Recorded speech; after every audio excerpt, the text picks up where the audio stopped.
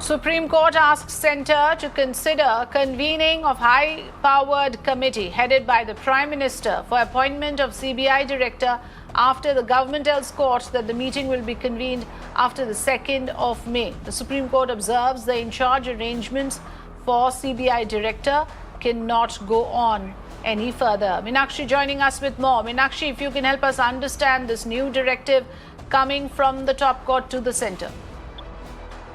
Well, yes, this is hugely interesting developments coming in because viewers will recall it was Prashant Bhushan's NGO, Common Cause, which had petitioned the Supreme Court seeking for regularization of appointment of Director CBI. Remember, that's a very, very crucial post. And today the Supreme Court has orally observed that in-charge arrangements for CBI Director cannot go on. The Supreme Court went on to remark, and I quote, "There is a point in what Mr. Prashant Bhushan is saying," unquote. That was the observation of Honorable Justice Nageshwar Rao, who made this observation to the Attorney General, to which the Attorney General, remember the Attorney is the top law officer of the Government of India, both the solicitor and the Attorney were present in today's hearing. The Attorney said that the senior-most person has been appointed as CBI Interim Director.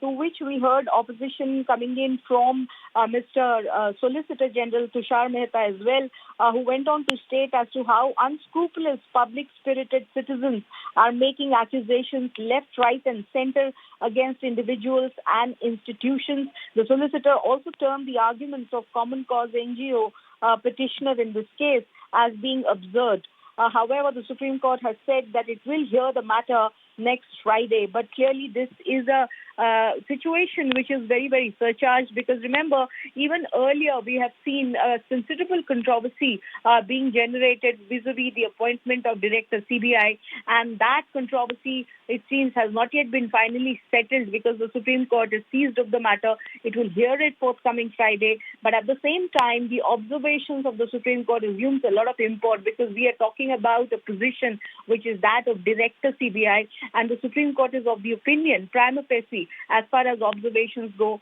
that these sort of interim arrangements cannot just go on.